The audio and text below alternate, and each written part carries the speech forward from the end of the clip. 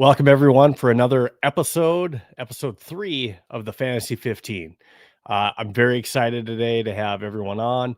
Please, throughout the show, if you have any questions, please make sure if you're following us on X, YouTube, or Facebook, please go ahead and drop your comments. We can see those and we'll go ahead and we'll put those up live and try to answer any questions that you have fantasy football related or just comments in general. So please make sure that you're sending us any of those questions. I'll try to answer them best I can, as well as our overtime special guest that we have for you today with Jeff Blaylock. He's from the Football Guys and also the host of Dynasty Compass. So we're going to go ahead and we're going to get into our Fantasy 15 with our 15 minutes. But I also want to make sure that I give a shout out to some of our sponsors. We are powered by Viking Central. I want to thank Viking Central for hosting us as well and doing the live stream through that social media as well. And also, we want to give a shout out to our other sponsor that we have through SeatGeek. And SeatGeek, you can go ahead and use code VikeCentral and get $20 off any $50 purchase or more. That code is eligible for all SeatGeek tickets, whether you're going to concerts, events, or football games this season. Make sure that you use Vike Central and get that $20 off this season. And then also, I want to give a shout out to Homage. Homage is another sponsor for us here at Viking Central. I'll go ahead and give them another shout out a little bit later, but thank you to Homage. If you haven't checked out their website and their clothing, they do great things, whether it's fantasy football related, Tecmo Super Bowl with retro shirts. They have great stuff over there. So check them out for all your MLB, NFL pro teams. They got great clothing. I have quite a few shirts myself just because I like the stuff that they put out. So thank you again to Homage. All right, so we're going to go ahead, jump into the Fantasy 15 with our top 15 charts before we get into our overtime segment featuring Jeff Blaylock. So let's roll. Start the clock. All right, jumping into our week 2 schedule, starting off on Thursday tonight. We have Washington Commanders versus Green Bay at Green Bay. And of course, both teams got wins last week, and that should be an exciting matchup tonight. For most of us watching that game, Green Bay, we thought it would be a closer game against Detroit. It wasn't. Green Bay looks like a really good team this year, at least out of the gates. It's 1 week. It's hard to take too much from it, but that should be a good matchup. Getting into Sunday, key matchups we want to take a look at. Now, fantasy related, Baltimore Ravens at Cleveland. Something to keep in mind here, that is a game that could get out of hand early, and you could see starters possibly sitting in that game. Cincinnati and Jacksonville, that could end up being a shootout. Cincinnati had a slow start in week 1. They could be looking to come out big after that. The Rams and Tennessee Titans, that's another game where Rams could have a big game early and sit starters as well. And then one to just kind of maybe stay away from is that Niners and Saints game. You got some injuries that we'll talk about a little bit later with the Niners and a quarterback situation there to where Mac Jones may be starting that game by the looks of it. And then also big highlight with that is Denver Broncos, Indianapolis Colts. Denver Broncos had a rough start starting out, and Indianapolis looked like a superhuman with Daniel Jones at quarterback. So they're playing against what was my preseason number 2 defense in the Denver Broncos. And this week I have them at number 1. So is Daniel Jones who he says he is? And I apologize. I don't have Denver at number 1 this week. I had them at number 1 last week. But Denver's got an amazing defense. But Daniel Jones, Indianapolis Colts looked good last week. So let's see if that continues. Getting into our quarterback charts this week at number 1, how could you not put the guy? He's a former MVP from last year, and he's off to that MVP start again with just a signature win against the Baltimore Ravens in week 1. That's one that, Lamar Jackson thought that he had all tied up, but so far, that's the game of the year with the Buffalo Bills coming back and winning that game. Now, after that, I have at number 2, Justin Fields. Justin Fields, he had a really good game. He scored roughly around 29 points of fantasy football last week, depending on the format that you follow. And with Justin Fields against Buffalo, we could see another high high scoring game. I didn't expect Justin Fields to play as good as he did last week against a tough Pittsburgh team. So just keep an eye on that. And then other quarterbacks I have higher than last week. Kyler Murray looked good last week, and he's playing a Carolina team that's struggling a little bit. I know Justin Herbert is probably looking to have another great game. I have him ranked in my top 5. I think Joe Burrow is going to bounce back against the Jags this week, and they're going to get that offense started. Another quarterback that's really kind of went up these charts that I already spoke about was Daniel Jones. Daniel Jones, I think, how can you not put him in the 15 when he was a top scorer last week and he's been doing stuff with his legs? If he's back to the Daniel Jones who was a top 10 quarterback in 2022, man, this could be a good year and a good pickup for anyone that's looking to or needs a quarterback in a Daniel Jones. Patrick Mahomes, again, he had Xavier Worthy go out. Hollywood Brown was his main receiver last week. He's playing a tough Philly defense. That's why I have him ranked a little bit lower. And of course, he's missing Rashee Rice, which limits the options that he has in that offense. So it could be a tough week for Patrick Mahomes against that. But, sometimes Mahomes just always finds a way. So where there's a way to be found, Mahomes finds that way.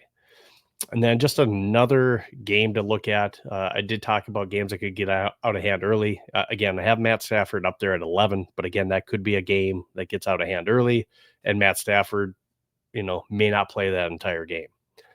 We'll see how it plays out. But you got a rookie quarterback in Cam Ward of Tennessee who did okay last week, but that's a tough Rams defense.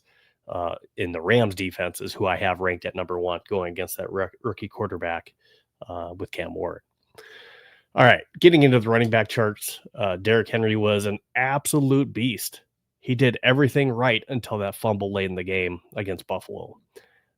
He had 167 yards last week, and I figure he will have another good game this week against Cleveland. Now, that could be a game where it gets out of hand. He doesn't play the whole thing, but I still expect early on and through those first 3 quarters, Derrick Henry to have a great game against Cleveland. Christian McCaffrey, I mean, he was questionable last week, and maybe because of the hamstring issues he's had in the past, it was made a bigger deal, is what he had said as well. He's going against a New Orleans team that's starting Spencer Rattler. This could be a game where Christian McCaffrey again just has a good, solid Christian McCaffrey-like game, especially with injuries that we have with George Kittle, and then of course Mac Jones is starting. So I expect a lot of dump offs, heavy screen passes to Christian McCaffrey. Travis Etienne for Jacksonville had a great game last week. He was one of the top fantasy football running back scorers last week. He's playing against the Cincinnati Bengals, who don't traditionally have a great defense. So this could be another opportunity for him to be a top running back this week in week 2. Josh Jacobs, I think that this will be a type of game where Josh Jacobs will have a breakout game tonight versus Washington. And I think that the Packers will definitely need it. Now, Bijan didn't have the greatest game last week. Did he score a lot of points? Yes, but that was all due to, a lot of it was that 50-yard touchdown pass that they had early. Other than that, he didn't have much as far as rushing yards go. Now, that doesn't mean he can't against a tough Minnesota defense. But again, it's a tough Minnesota defense, and they didn't run the ball very effectively last week. I do have in my top running backs, I do think that Kyron Williams is going to have a good game against Tennessee. And then I just didn't see a whole lot from Ashton Jeanty last week. Maybe he'll have a better week this week against the Chargers. And then rounding that out, I have Jordan Mason at 15 versus Atlanta. He had 67 yards on 15 attempts, and he looked very effective. He did have 1 reception in that game as well, too. And you see the usage 15-8 as far as the running back carries between him and Aaron Jones. So look for Jordan Mason to have a good game and maybe get into the end zone this week. Our week 2 spotlight wide receiver that we have is, of course, no other than Puka Nacua. Puka Nacua is solid. He had 10 receptions for 130 yards last week.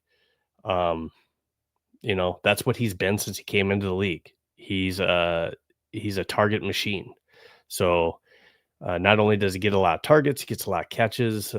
He's got great hands, and he just racks up the yard, and he's a consistent target for Matt Stafford every week that you can kind of count on.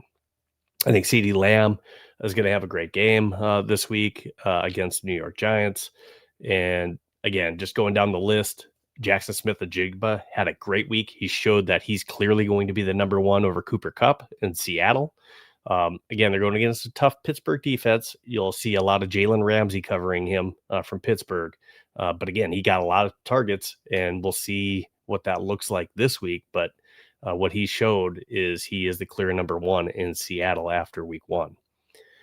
Malik Neighbors, hey, this is a Russell Wilson game where he needs to bounce back, and he needs to be able to show that he's got something left in the tank to keep his job before Jackson Dart comes in and steals it from him and they hand it off to their rookie this year.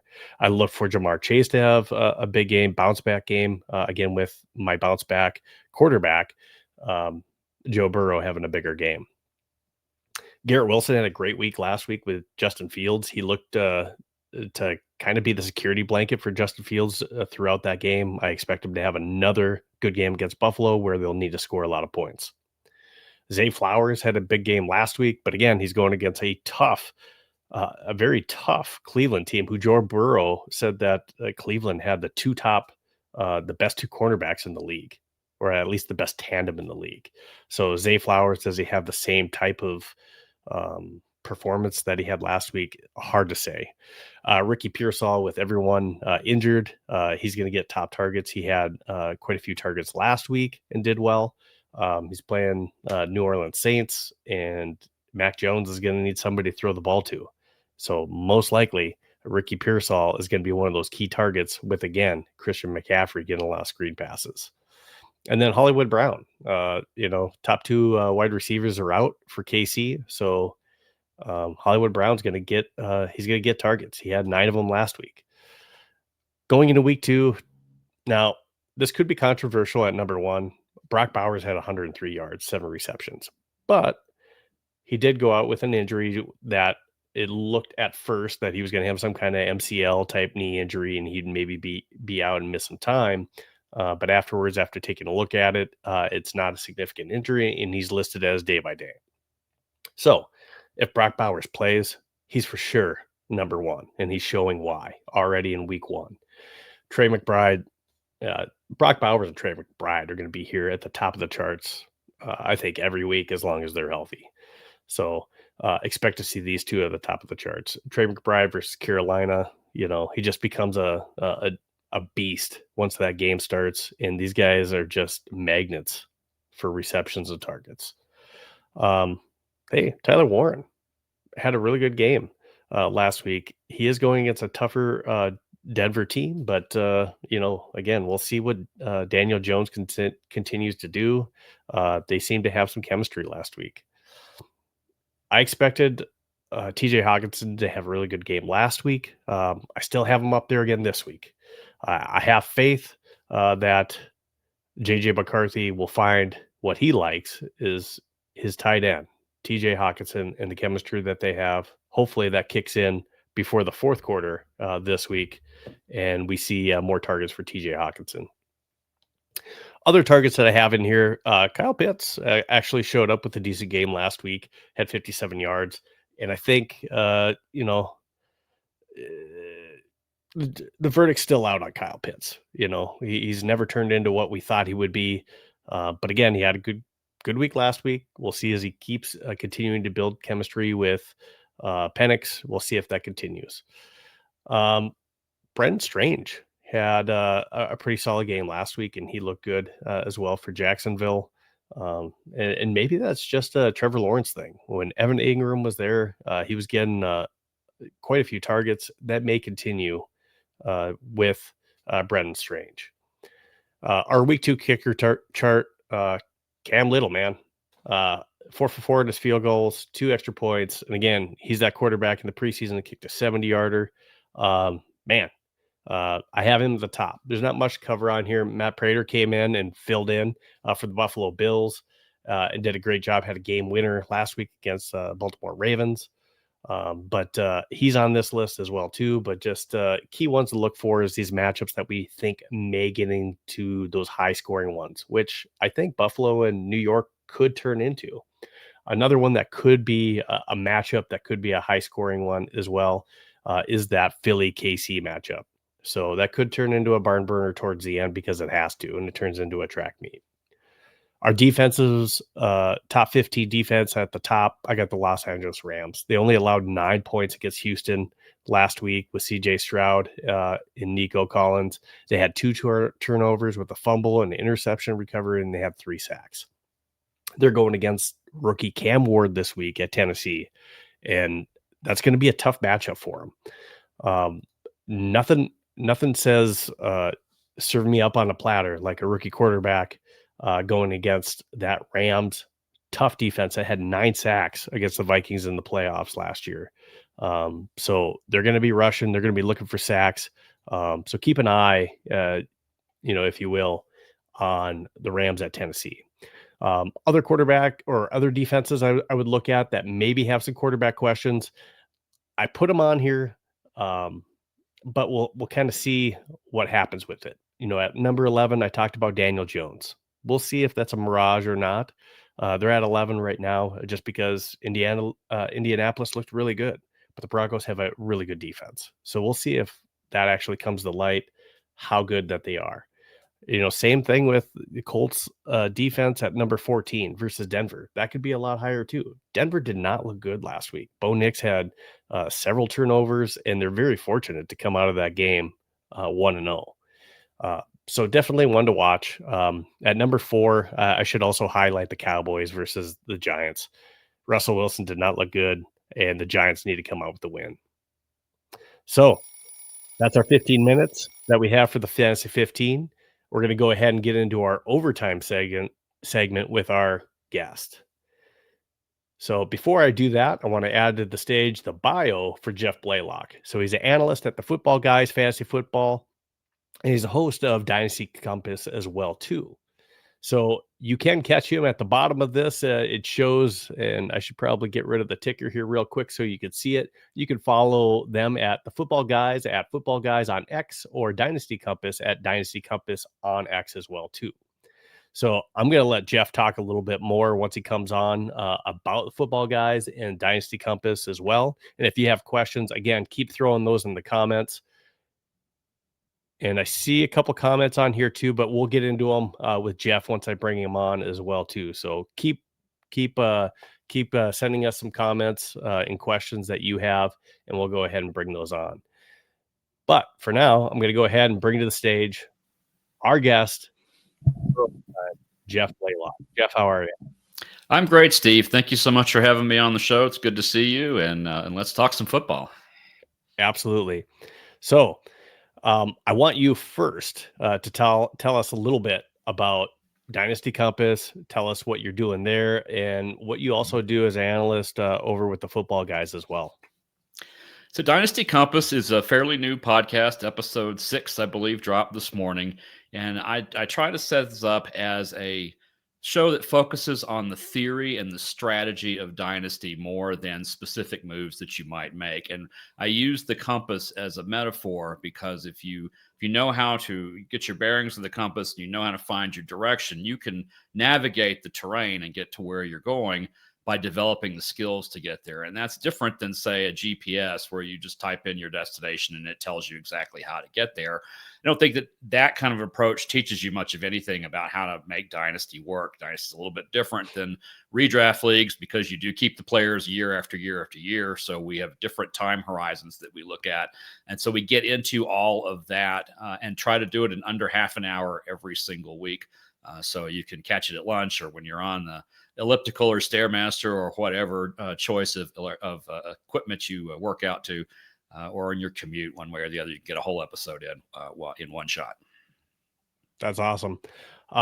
So now when we talk about fantasy football, dynasty leagues, what advice do you have for those individuals that are maybe new to Dynasty, or they've heard of it, but they want to get involved, but they just don't know much about getting into a Dynasty league? What advice would you have for those that are new or looking to get into Dynasty leagues? Well, I think the first thing I'd say is that once you get into them, that's all you're going to want to be in again, because that's just so much more strategy involved because of this being able to keep players from year to year. You get draft picks that you can go into the rookie draft each year. You can do a lot of trading that sets up yourself for the future. So it's different in that respect. If you make a mistake with the player acquisition, that could hurt you for a while. So it'd be a little bit more on top of the players and how they fit into your roster.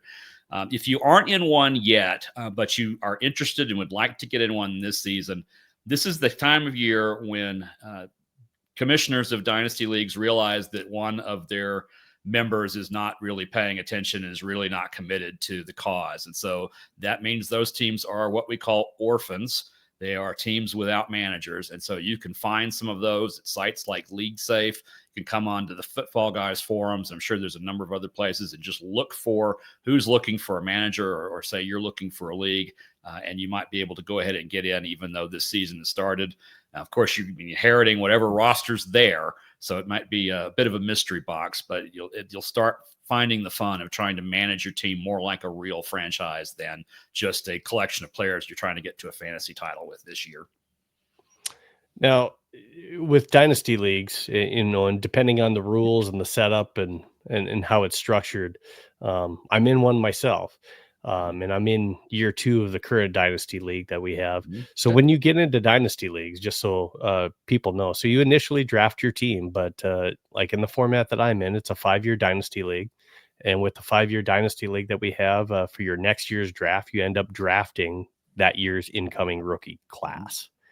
Who were the top rookies that you saw, or what you currently see for potential in upcoming dynasty leagues? Who should You mean you be the ones looking who were at? drafted this Yeah, year? yeah. Yeah. Okay. Yeah. Well, I think Genty was the consensus number one across the board. And if you had pick 101, that's pretty much who you Hmm. were taking. Or if you either didn't want him or got a better offer, you traded that pick to somebody else who then took Ashton Genty.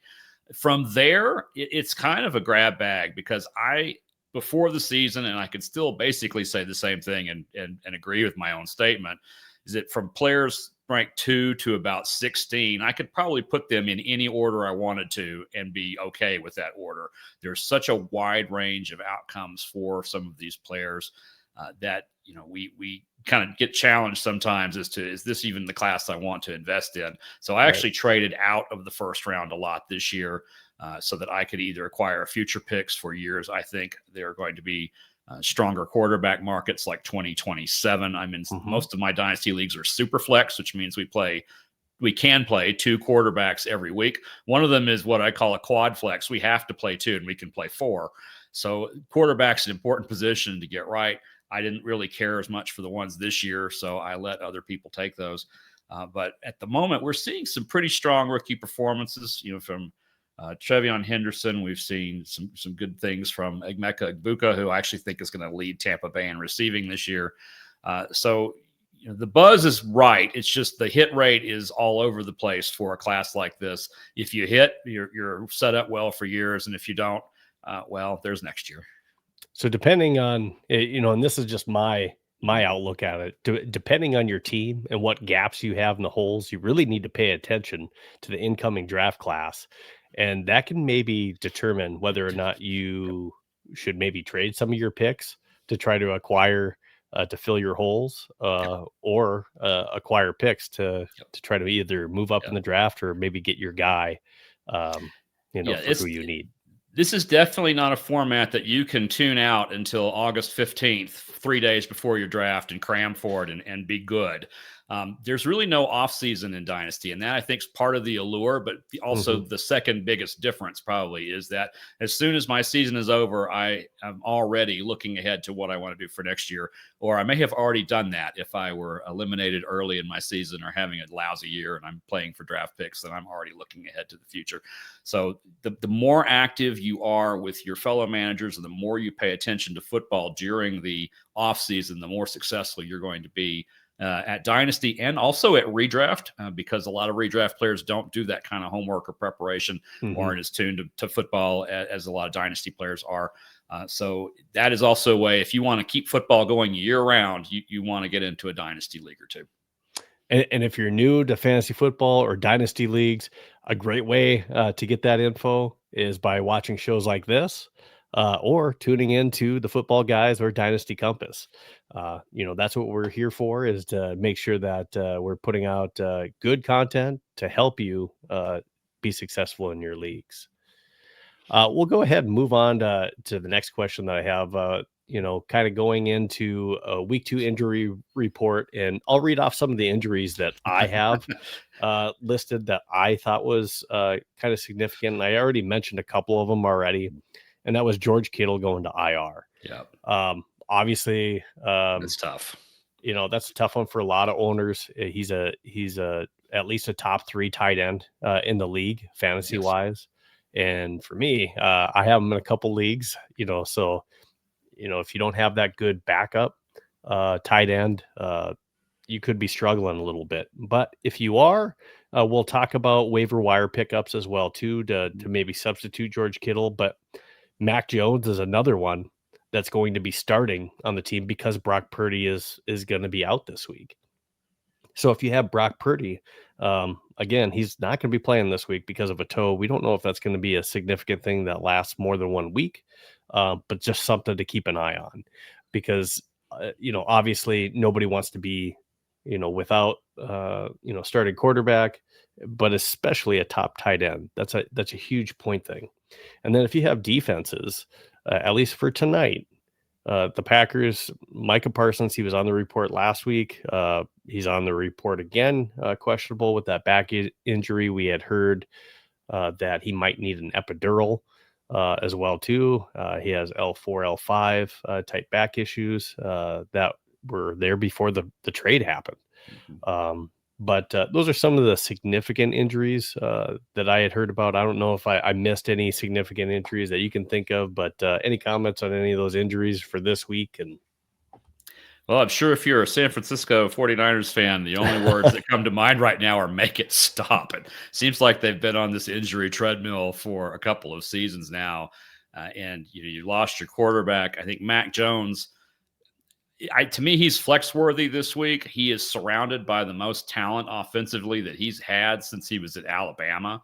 I think he's a competent quarterback who just didn't really get the best opportunities to show what he could do in his prior stops. I'm not saying he's going to magically turn into, the next Tom Brady or the next Brock Purdy or the next guy who comes in and surprises, but I do think he's going to play better than he has played in the past. So if your measure of expectation for Mac Jones is what he did in New England, you need to raise your standards a little bit. I think he's going to be better than that. But Kittle, to me, is the real blow, because he's essentially the wide receiver one with that wide receiver room so banged up. Joanne Jennings is out right now. Yeah, Jennings is out. I think Ayuk's still on the shelf.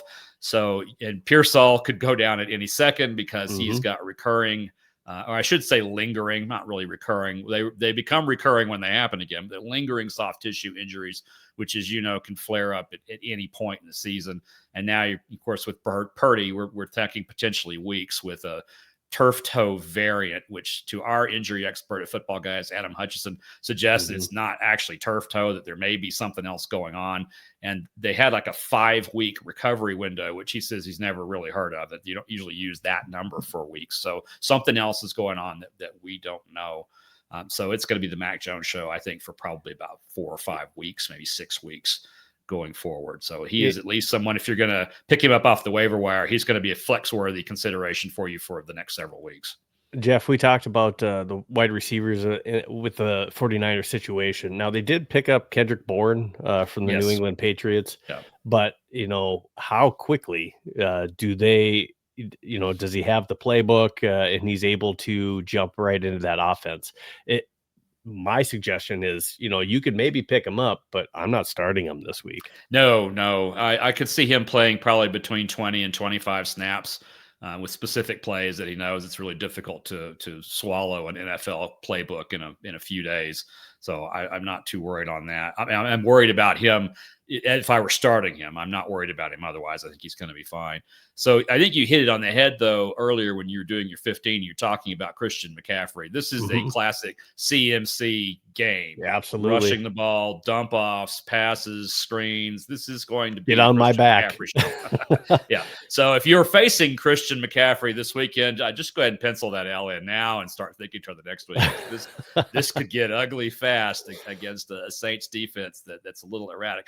I will say, and then we'll move on and see the question about the Vikings. So I want to be sure we get to that with this being a Vikings channel. I actually had picked the Saints to win and take the 7.5 points I was getting a couple of days ago before the Purdy injury. So nice. I'm now happier that the spread is closer to 4 or 4.5. So I've picked up a whole field goal on everybody else. So. Well, Anthony's got a question. He's wondering, are you worried about the Vikings injury report going into this week?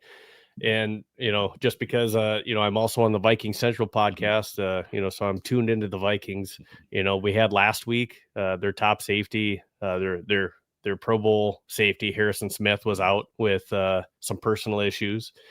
Sounds like that's getting better, but again, there's no guarantee he's going to be back this week.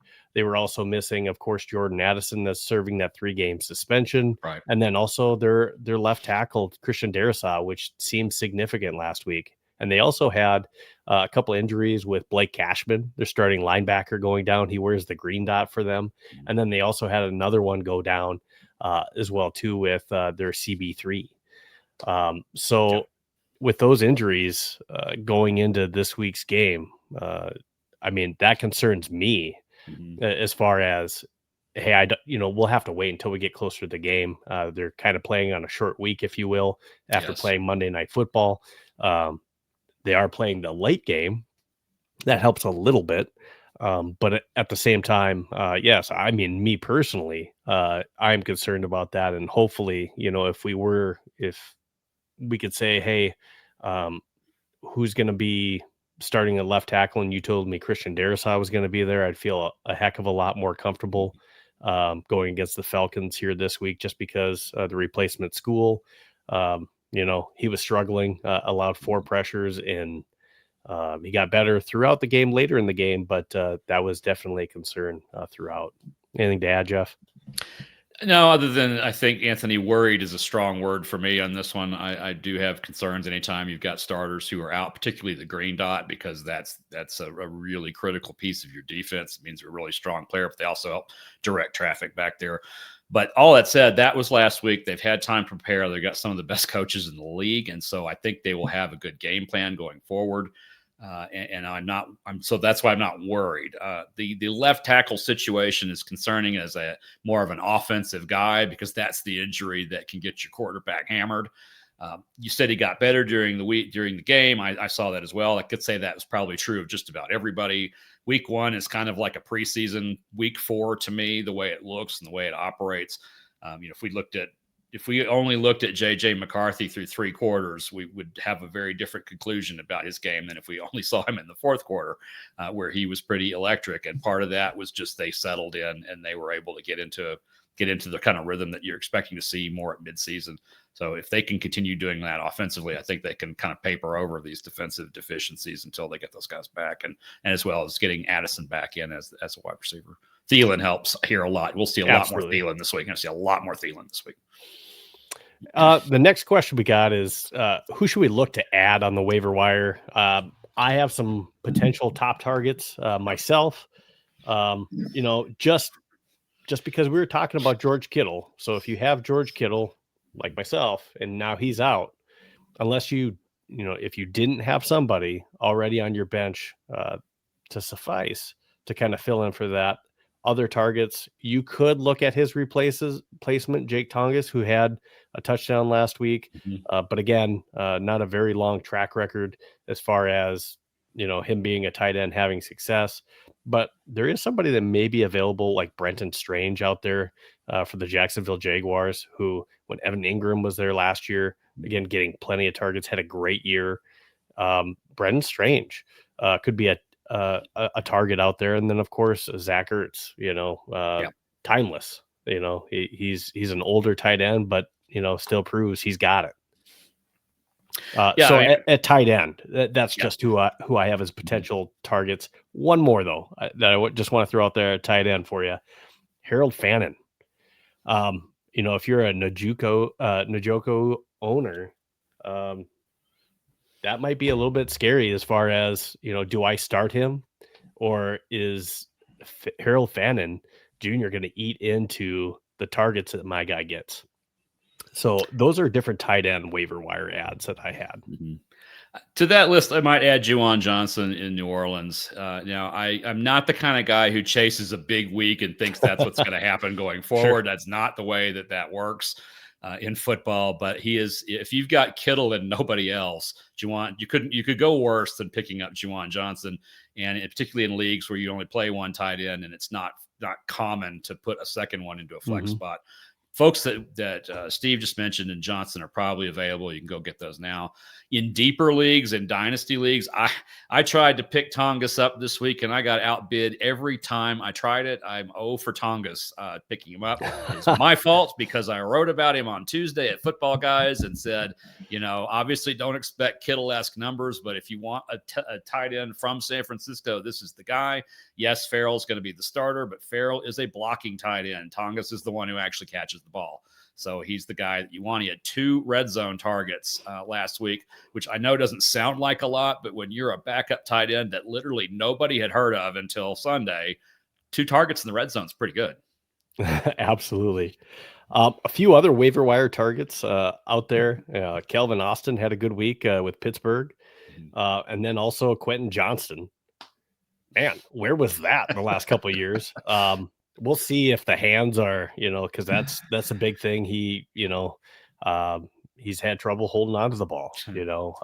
Some of his routes as well has been an issue. But so Quentin Johnston, again, he's the wide receiver 2 there with the Chargers with a really good quarterback in Justin Herbert. So for me, he's maybe a top waiver wire pickup. And then, of course, Daniel Jones with the big week this week, and again, is he back to the 2022 form where, again, when you have that dual threat quarterback, especially in certain scoring leagues, rushing touchdowns, rushing yards adds to it. And, he was a top 10 quarterback in 2022. Is he back to that? It's certainly possible.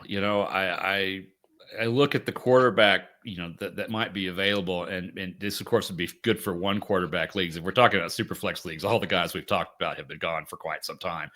So you're looking for backups and backups. So hopefully you got a shot in at Mac Jones on Tuesday before the news about Purdy broke. Hopefully you kind of saw that writing on the wall and made that move Tuesday, because if you try to make it now, you're going to have to spend a lot of money for what could be just a 2 to 4 week rental. But if that's what you need right now, that's what you need right now. If you can't make it without decent quarterback play. I mean, another guy to look at is Aaron Rodgers, whatever you think of him personally. This is fantasy football. We're trying to win. He had a really solid game. Of course, it was kind of a revenge game. We have a little bit of a revenge narrative there with DK Metcalf playing against Seattle and Rodgers needing 1 touchdown to meet some kind of career milestone that I've slipped off the top of my head. But that sounds to me like the ultimate first revenge touchdown. If you live where there's a sports book and you can do lines like that, if you would take DK Metcalf scoring the first touchdown, that might actually be a winner for you. Not normally the kind of person who'd bet on something like that, but that one sounds pretty good to me. I got some different comments in here and questions. I'm going to start with one as far as who should I start sit, and this is coming from Fat Killa. Should I start Jordan Mason or Jaylen Warren this week? Wow, I would probably go with Warren because he's the 1A in that set. Mason to me is kind of the 1B, and we know that Arthur Smith likes to run the ball. And they're going to try to do that very much in their game against Seattle. So I would probably go Warren here. And if we take a look at that NFL schedule and who they're playing this week, we kind of took a look at that a little bit earlier in the Fantasy 15. Pittsburgh this week has a decent matchup against the Jets. There was a lot, last week against the Last week Jets. was the Jets. Yeah. That was supposedly a good defense. This week, we got Pittsburgh's facing the Seattle Seahawks, who also was supposed to have a decent defense, but you had a depleted team and the San Francisco 49ers that was still able to, put up the points and come away with that win. Now, they didn't score a lot of points, but they were still successful, and you still saw CMC get his. Yeah. So that is one side to it. Jordan Mason did out carry by double digits. He got 15 carries in that Vikings offense last week. He did. If you're asking me between those two matchups, you make a good point with Jaylen Warren. I like Jordan Mason myself this week. So I think we're kind of split on that just because I think Jordan Mason showed a lot this week. I think the Vikings are going to look to use him even more this week. And the Vikings offense didn't get going until the fourth quarter. If the momentum, carries over, Jordan Mason, and if Christian Darrisaw is back, this could be a really big game for Mason. And hopefully more red zone opportunities for him to put one into the end zone. So we're kind of split on that. I would go Jordan Mason. Jeff would go Jaylen Warren. I hope that helps you a little bit, Fat, that may put you in a dilemma between the two. Fat, my tiebreaker would be who do you want to cheer for more on Sunday? If you're a Vikings guy, go with Mason and or what defense run the ride. Or the defense you're up against. So that's always the tiebreaker for me is who would you rather be cheering for on Sunday? And then I have another one from Tim White. Says, Jeff, I'm curious how you value a player like Mayfield, who has blossomed a little later, experienced so many coaches and offensive coordinators and wide receiver turnover. How do you value a Baker Mayfield? Baker has not had the best situations to start out his career, and as Tim has already noted, basically a new offensive coordinator every year, and that started in college for him. So I think he's had 9 coordinators in 11 seasons or something to that effect, and so he's had to learn a new system frequently. The trick for me with Mayfield was he finally got a coordinator who knew how to use him and how to unlock him. And he finally was surrounded by enough talent that they could raise him, and then he in turn could raise them. So I like Baker a lot. I still like him as a dynasty asset. So he's someone I would like for years to come. I realize he doesn't have his particular OC, but sometimes that has not mattered to him. That didn't matter in college, for example, when his situation changed a couple of times. So I still find him to be kind of a top 10 kind of a quarterback in both formats. And if I have him, I'm certainly rolling him out on a weekly basis and not thinking about it. He's a star until something happens that he's not. And I think with Tampa Bay reloading on wide receiver, they're down a couple of guys, but you necessarily wouldn't know it from watching the way that they play. And then they've got 2 running backs that are really good at catching the ball too. So there's a lot of ways that Baker can get the ball out of his hand, whether he has 1 second to do it or 3. You're spot on Baker Mayfield. I couldn't have said it better. The one thing I would say is if you're looking to try to get Baker Mayfield and you don't have him currently on your team, I think right now early in the season, because you don't have Chris Godwin until October, could be the time to try to make a trade for him. But again, once Chris Godwin's back, you mentioned Abuka having a great game last week. Possibly the Tampa Bay's number 1, which I talked about actually in my kickoff show as well too before the season started, that by the end of the year he may be Tampa Bay's number 1 and actually lead them in receptions and yards this year. But again, Baker Mayfield's going to have 3 really good wide receivers in that offense and a very capable running back as well. So that's going to be a good offense. And if you can get Baker Mayfield for a decent get. They just signed Godwin, I think, for a 3-year contract. So if you're looking out, and I think not too long ago they actually redid the contract of I'm not sure why I'm blanking out here right Evans. now. Mike Evans. I think they just redid his contract for that too. So at least for the next 3 years, you might have Mike Evans, Chris Godwin, and Ibuka together. And Bucky Irving and Cade Otton. Yep. So I mean, that's a pretty good offense for Baker Mayfield to have if you're in dynasty leagues. There's a lot of familiarity there. Even if he gets a new offensive coordinator next year, he knows the guys that are around him, and that matters to me a lot. That kind of chemistry is not something that is a coordinator based thing. That is literally just time spent together, and he's got that going now finally for really the first time in his career. The next question I have is from Aiden, and he says, "Yo, what's up, guys? I have a trade request to trade away Scary Terry in return for Sutton. I'm afraid of Debo taking away touches this year, and clearly Scary Terry is not warmed up." Now, before I pass this over to Jeff, I'm just gonna tell you my take. Now, I am a Terry McLaurin fan, per se, but he is getting older. He has, as far as fantasy points go, he can sometimes just be a straight boomer bust, and he has been and was even last year. So Scary Terry in return for Sutton. If Bo Nix turns out to be what Bo Nix is, Sutton and Scary Terry are pretty similar as far as fantasy value to me. They're both roughly around the same age as well, too, getting up there. But I like both players overall. But I would say Debo had a great week last week. Yes, I would say I would be afraid of him taking touches, but Terry is still the guy in Washington. Yeah. Make no mistake for that. But to trade away Terry this early in the season, I wouldn't. Me personally, my advice would wait a little bit and see how that kind of pans out. Jeff, what's your take on that? A couple things. I agree. I basically agree with what you're saying, but I mean, to Aiden's point here, I'm actually not worried that Debo's going to take touches away from McLaurin. I'm worried he's going to take them away from that running back committee that they've got instead. And so he's going to be lining up in the backfield. Maybe not be more than 5 times a game, but that's 5 carries that didn't go to the running backs. So for me, the running back room there is to be avoided.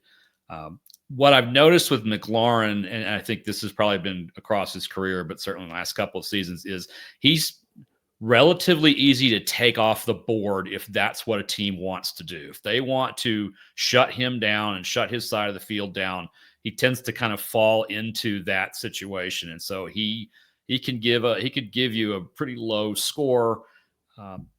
With, similar to what A.J. Brown delivered on week 1. A.J. Brown was zoned, had 2 QB on the entire time, so it's really not a surprise that he had a bad game. Terry McLaurin, to me, has those kinds of games too. Of course, Sutton is also liable to have those, but I actually like the receivers around Sutton a little bit better. So that there are more weapons that if you do double Sutton, you are going to leave somebody open who's quite a bit more dangerous, or at least quite dangerous. And Nix, if he's on rhythm, can hit that guy and make a big play.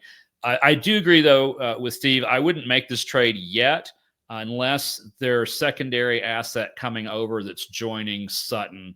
If I were in Dynasty, this would be this probably be a 3rd round draft pick, or we might be swapping some other bench players. But I'd want a little more value than that, because if it's a lateral value trade at the same position, you're not really making your team any better. You're just swapping out one asset for another.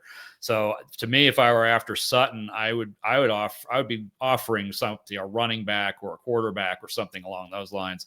And likewise, if that guy wants Terry, you'd think he would be offering something else. So I generally stay away from wide receiver for wide receiver swaps. And so in this case, there's not enough compelling value in Sutton to move away from McLaurin. I don't think the entire season, but certainly not here in looking into week 2. So Aiden, I would say no, but I would also be interested in reaching out to the person who made that trade offer and see what they're thinking and what's going through their minds, and see see what else is available. Because it sounds like something that if you really wanted Sutton or he really wanted McLaurin, I think there's ways to get there if you really wanted to, but this straight up trade is not it. And I feel in a lot of games especially with Terry McLaurin, I feel like Washington plays conservative football. The games that I really like Terry McLaurin in are the games that can get a little bit out of hand, and Washington has to play catch up. And those type of games, and if you want to call them garbage time or whatever it is, Terry McLaurin shines. He's So good at he's good in messy games, man. That absolutely. is exactly what you're talking about. He's good in messy games where whatever game plan they had going in is out the Hmm. window, and we're making it up drive by drive, and that is Yep, when he you'll see shines. Terry McLaurin getting nothing Yep, during that game, and then all of a sudden, it's like the scary Terry switch yep. is on, and then all of a sudden they're back in the game, like you saw against Philly last year. Nothing was happening in that game, and then all of a sudden, it was like a light bulb hit that offense. That hey, we need to start making plays and getting the ball to Scary Terry. Um, Another question that we have out here is, hey guys, I have a question for y'all. If you can start two at flex, who would it be? Cedric Tillman, Javonte Williams, Hollywood Brown, Tyrone Tracy, or Sam Laporta? So I'm guessing that Extended Megs is asking which two out of these that he listed. Out of the six there. Yep. Well, let's start by taking Tracy off the board for me. That is not one I would start over those others. Now, I'm assuming we're talking either PPR or half PPR. If we're not, I may change my mind on my answer. But I'm going to assume that that's where we are since where Let's most assume leagues a are. half PPR. Yeah. So we'll take Tracy off the board there. Javonte Williams looked really surprisingly good against Philadelphia. I mean, he has the stuff if he stays healthy, and the offensive line can do some level of blocking dependably for him. He's got the stuff to be pretty solid. But I really like Hollywood Brown here because of the situation that they have in Kansas City. Now, that is assuming he's a full go health wise, so do keep an eye on him as we go through the week. But Kansas City just is so short weapons. I like him. We were talking about waivers a little bit ago and didn't really swing back around to wide receivers, but Tyquan Thornton to me is another kind of waiver get for this week because of For the Kansas depletion City. there in Kansas City. So that's another option for folks who are scrounging the waiver wire looking for help. And then I do think that Laporta is going to bounce back. I'm kind of curious who your other tight end is. If Laporta is in your flex pool, you must Right? be really, really stacked at that position. So you might even consider trading Laporta for an asset if he's in your flex consideration. So that's a pretty good problem to have. Tillman, I think Baltimore's defense is going to be really angry at what happened last week, and they're not going to let that happen again. So I'm worried that Cleveland's not going to be able to do a whole lot in that game. So that would knock Tillman out for me. So it would be Hollywood Brown for sure, and then it's going to be between Javonte Williams and Sam Laporta for that second spot. Part of that just sort of depends on what your scoring format is. I would say that the Giants defense doesn't really scare me very much. Mm-hmm. Chicago's is schizophrenic, as we saw on Monday night. They are good sometimes and they're not good other times. But Laporta is a key part of that offense, and I can't see them continuing to struggle like they did in Week 1. So I would probably lean Laporta here over Williams as that second one. Yeah, I'm kind of with you as well too. Curious why Sam Laporta is a flex option. Javonte Williams and Hollywood Brown, though, out of this group, I definitely like those two as flex options. Depending on how the game goes against the Bears, tight ends are sometimes a coin flip. On how they can do. Kansas City is really hurting the receiver game, so I do like Hollywood Brown to get at least a fair share of targets again. Mm-hmm. Not saying he'll reach the end zone, but he's going to get targets in this upcoming game. So it's a must-win game, really, for them. It's really so early in the season. Nothing's truly must-win, but you don't start 0-2 by losing to a division rival and then getting beat by the Super Bowl champs that you lost to again on your home field. So they're going to be riled up for this one. So only won the division. Brown could have a really big game out of this. Yeah. I've got another one. CK Vlog says Devontae Smith or Deebo Samuel. I have BTJ and Hollywood Brown playing. Also, just need a wide receiver 3 PPR. If this is me, for some reason, Jalen Hurts can't find his receiving core. I'm sure that they addressed that this week at practice. That probably changes a little bit. But But the way that they utilize Debo Samuel, he seems like more of a guarantee going in this week against Green Bay, to where I think that this could be a higher scoring game where you're really going to need Debo Samuel, rather than the Philadelphia Eagles this week in their matchup, which the Eagles, they're taking on Kansas City. That could also be another, big one too. But again, Philly likes to run the ball with Saquon and Jalen Hurts. So if I had to choose, you have kind of a multi use weapon in Debo Samuel. That's who I'd go through. I agree. Debo, to me, they will find ways to get the ball to him, whether he's being covered or not, because they can line him up in the backfield and just hand it to him so he can have the ball before anybody gets to him.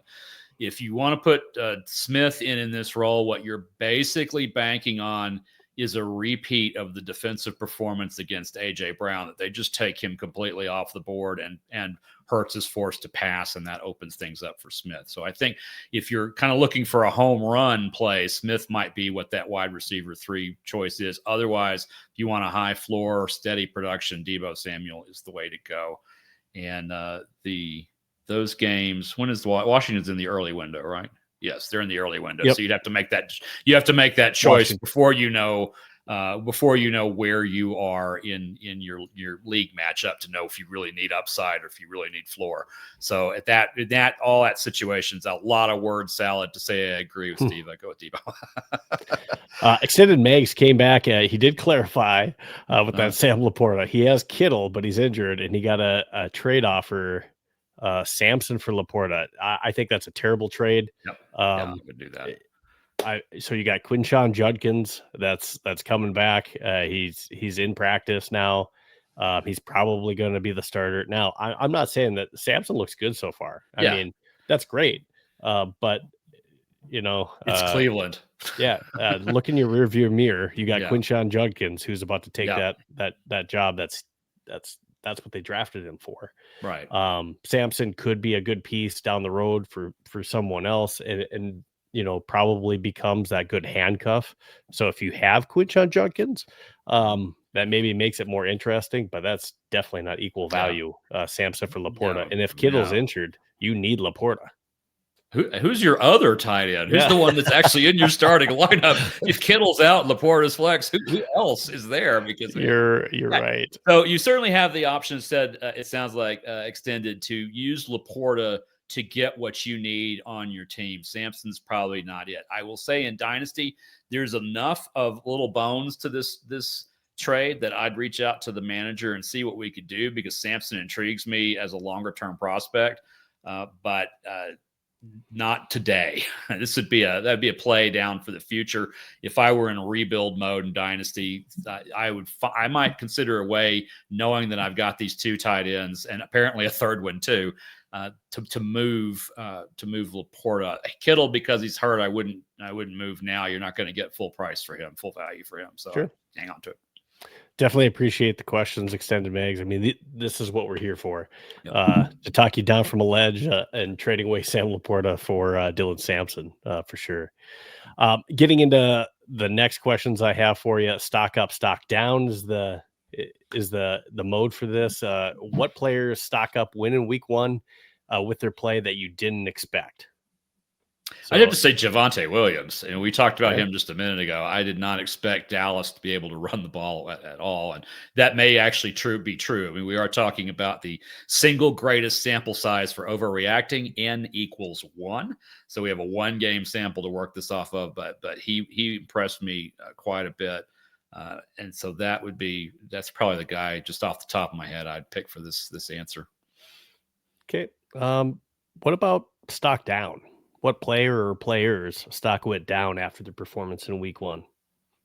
Does the Miami offense count as one player? Because if it does, if you force me to pick somebody out of that, I'm going to go with Tyreek Hill, because he's the guy that should be able to lead you even in the worst of situations. But he's a head case. He's got some problems.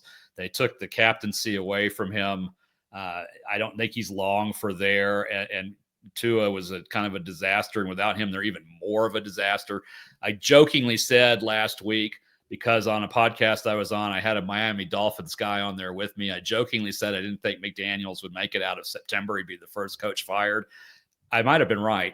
We'll see. He may not make it out of September. If they turn in another performance like that again this weekend, they are playing, who they got this weekend? They've got New England at home. So it's a division game. You're at home, and a team that your fans think you should be able to beat, even if you should or shouldn't. So another performance like that, and we may be seeing McDaniel headed for the door before October, certainly by November.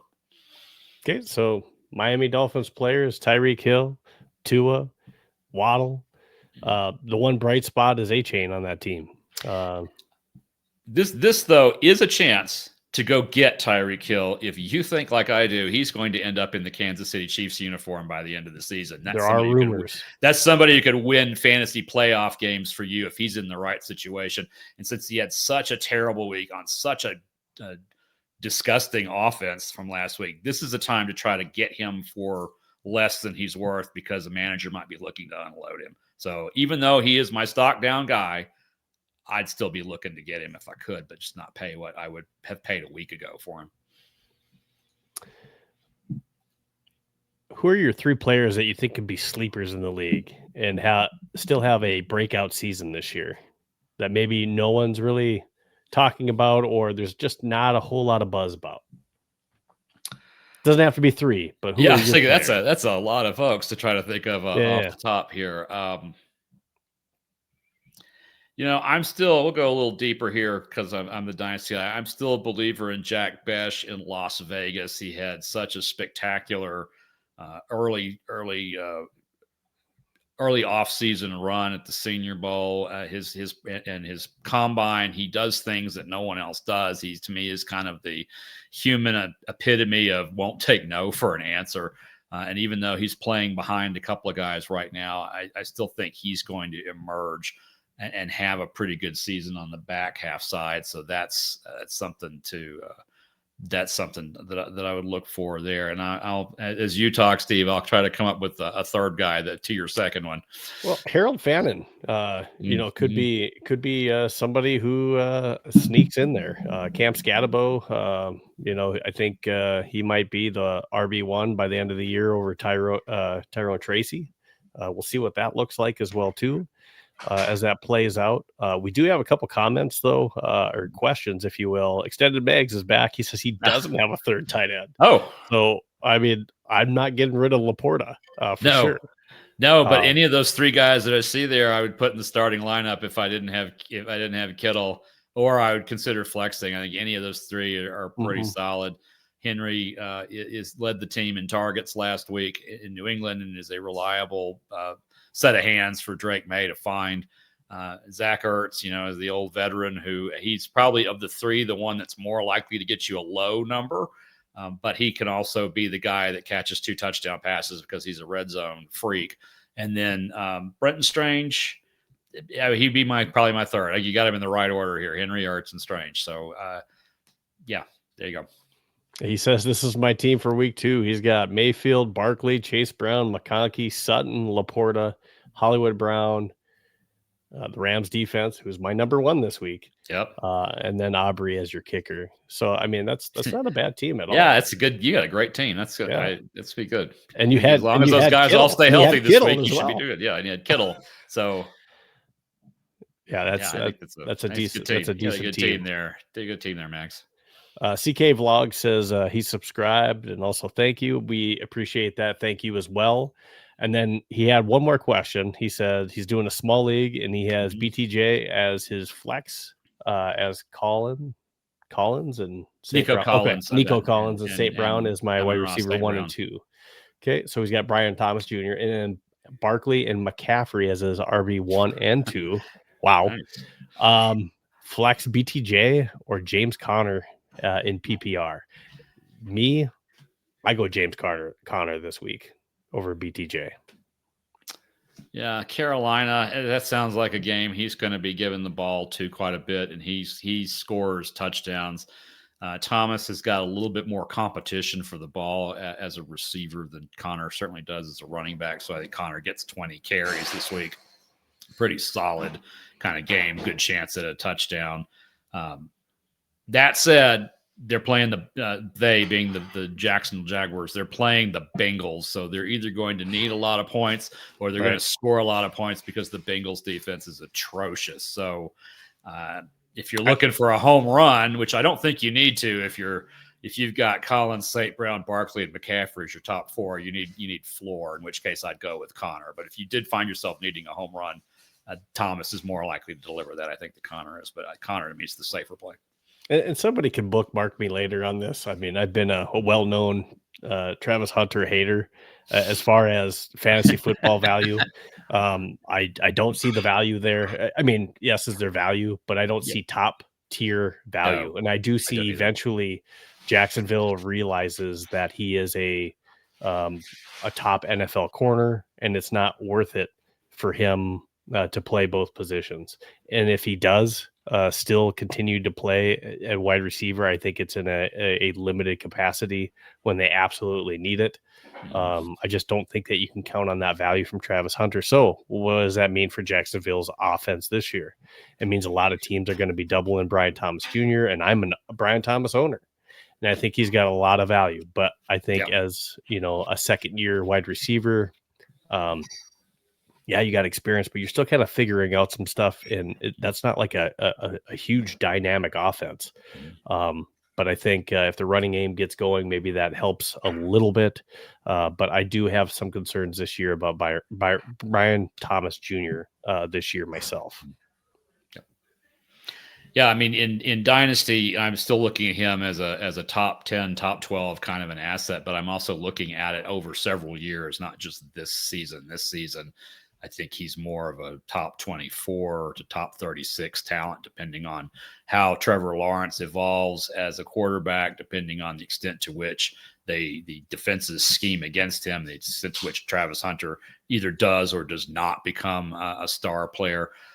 And so, he's one I'd tread a little carefully with now. But if you're in Dynasty, buy the dip. If you've got a Dynasty manager who is kind of soured on him from last week's performance, go get him. All right, we're going to move into another topic, which is over-unders. And just quickly, just need your over-under, or whether you're going to take the over-under, and then we're going to get into bet or pass. Okay. So the very first one I have is over-under. Derrick Henry will rush for 110 yards this week versus Cleveland. I will take the over on that one, I think. Okay. We'll see if he finishes that game. I would not bet that, but I will take it here. But I mean, I'm not Vegas, but yeah, right. Over-under. Does Josh Allen pass for more than 300 yards versus the Jets this week? No, 394 he's under last week. Yeah, under. They don't need him to. They won't need him to. Okay. Over-under. JJ McCarthy passes for over 200 yards versus Atlanta. He had 143 versus the Bears. A good majority of that came in the fourth quarter. Yeah, he had 89 yards on 3 drives in the fourth quarter. I think he's going to be more of a rhythm. To me, watching that game, it looked like the game was going too fast for him. I think just nerves early on, and he settled in. I'm over here. I'd go the over. I don't know. I'd go over 300, but I go over 200. Okay, over-under. Quentin Johnson finishes the year with over 1,000 yards receiving. It hurts me because I'm a TCU guy. I'm the last. My team's the last one that's beaten JJ McCarthy on the field, and I'm a TCU guy, and I got to go under here. I think Clap Hands is going to come back.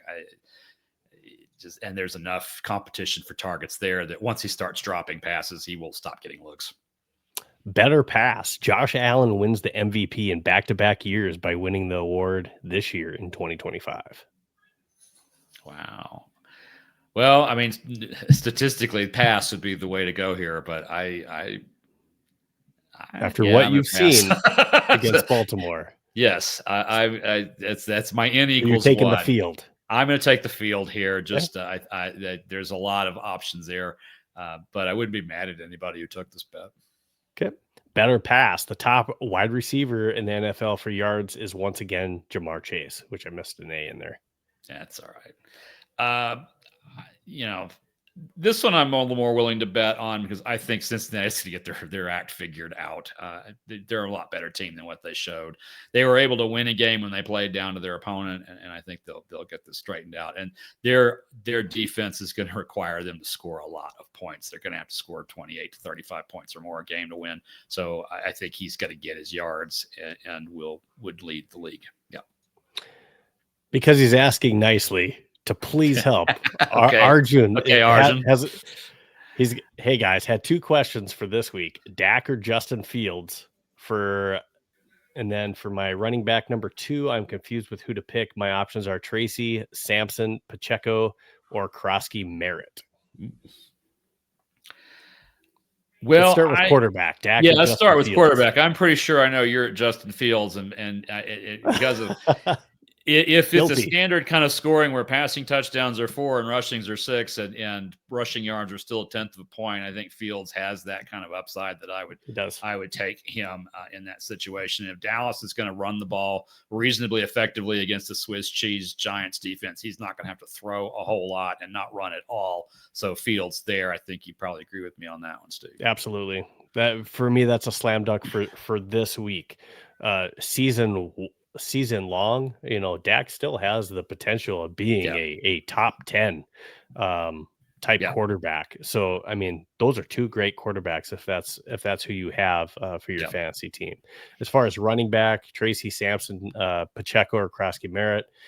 Pacheco, coming off that leg injury, he hasn't yet looked the same. He didn't in week 1. And again, he only had, I believe, 5 carries, which they didn't run the ball a whole lot. Kansas City didn't last week. I think Kareem Hunt only had 5 as well. Krosky Merritt kind of came on late and looked like, hey, there might be, he didn't. I don't believe he started the game, but he came on late and did well in that game. So I don't know. I feel more comfortable when I start a player that I've seen a longer track record, especially if there's a split backfield, splitting carries. I would say for this week only, I kind of like Dylan Sampson in this game.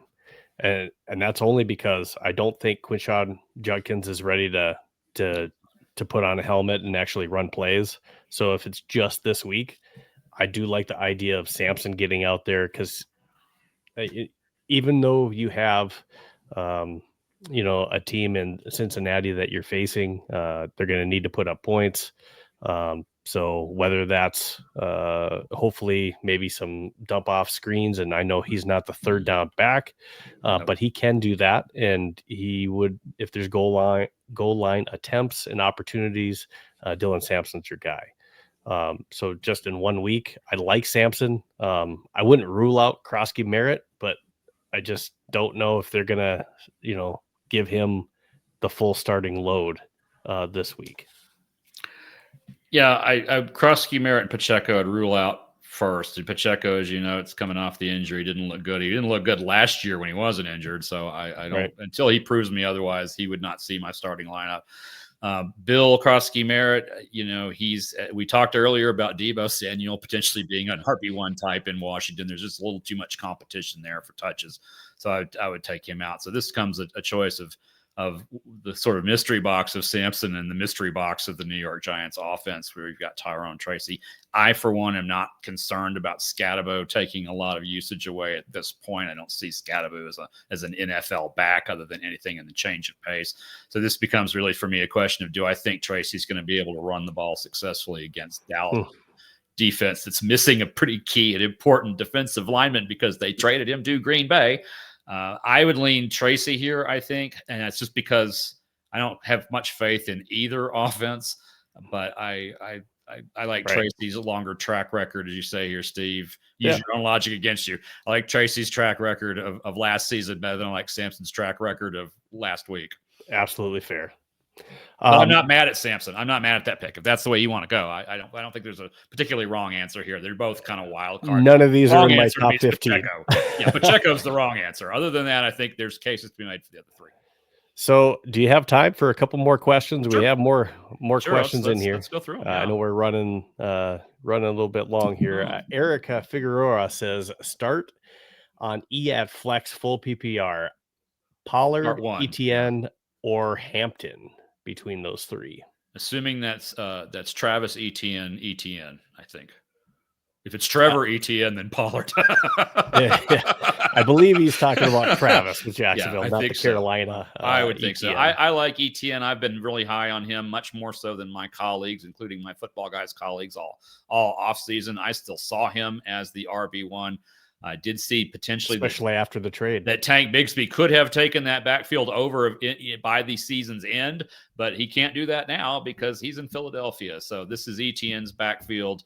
I know a lot of people are now saying this opens the door to Bashal Tootin and to LaQuint Allen, and it might, but not for a while, certainly not this week. So Etienne, my choice here. Tennessee, I think we talked about the offense. We don't have a lot of faith in that offense, and that's what Pollard is having to kind of work through with his rookie quarterback. So I'm a little concerned there. Hampton's kind of a wild card to me. I don't know how much Najee Harris will be in the game there, or exactly what. I kind of see the Chargers having to throw more than run against Vegas, playing in Allegiant Stadium. So ETN for me. And then we got another one from Aldo Gaviera. Pick 2 half PPR. So he's got Calvin Ridley, Deebo Samuels, or Hollywood Brown. Same reason I would put Pollard below one. I'm going to put Ridley below the other two. That Tennessee offense, I just don't trust. Deebo is a guy they can get the ball to in a number of different ways. And Hollywood Brown, we mentioned earlier in the show, is on a team that's got a depleted secondary. They're going to need somebody to make plays, and he strikes me as the guy who's going to do it. So Deebo and Hollywood for me. Same here. It's between Deebo and Hollywood. I feel like, depending on how the game goes, Hollywood's going to get the targets. Whether or not he's double teamed or whatever this week, I don't think Hollywood Brown typically is one that's going to attract the double teams. But Hollywood's going to get the targets for sure. But Deebo's not a bad pick either. So I don't think you can go wrong with either of those two picks. Yeah, if you double Hollywood, there's a really good chance that left Travis Kelce alone in the center of the field, and that's not a formula for success defensively against Kansas City, even if Kelce is washed and is 3 steps behind where he used to be. If he's wide open, he's catching the ball. Yeah, absolutely.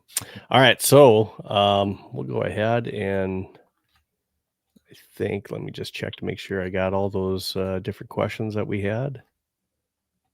I believe that we did. Okay. So one thing I want to do is I want to make sure that I thank you, Jeff, for coming on the show and staying a little bit longer to answer questions that we had from some of our followers. And I definitely want to thank the fans that we have out there that are sending us comments. You're liking, subscribing. We definitely appreciate it. Share if you can as well too, as we continue to try to build the Fantasy 15 brand. And then also make sure that you're checking out Jeff's links as well, and I'll throw that up on the screen here too. And again, Dynasty Compass and the Football Guys. And let me go ahead and get rid of my banner here at the bottom.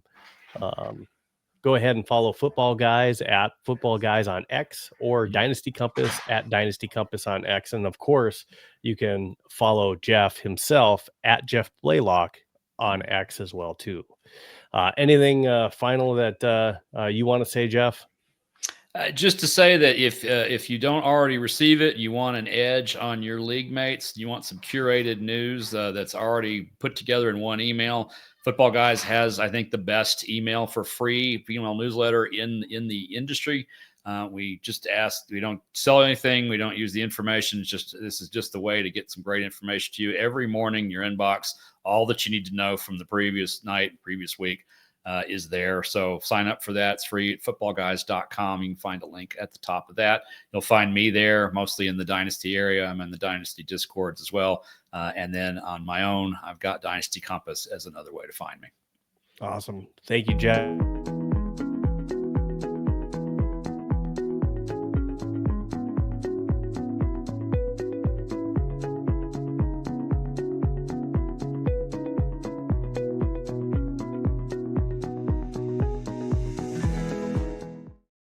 C15 is by using that link and checking out the great clothing that they have there at Homage. So again, make sure that you're following us at X, YouTube, and TikTok. Spotify, this episode with Jeff will be uploaded shortly after we finish here. So you can also watch on Spotify. But I just want to thank you again, Jeff, for being on the show. Hopefully we can have you on again during the season. It seemed like we had several individuals that had questions for you. Did a great job today. Appreciate it. Thank you so much. For Jeff Blaylock and for myself, Steve Hoykla at the Fantasy 15. Again, we're your source for fantasy football. We'll see you again next week. Good luck on your week 3 picks and your starts and sits. And hopefully you win again this week. And we see you next. Thank you.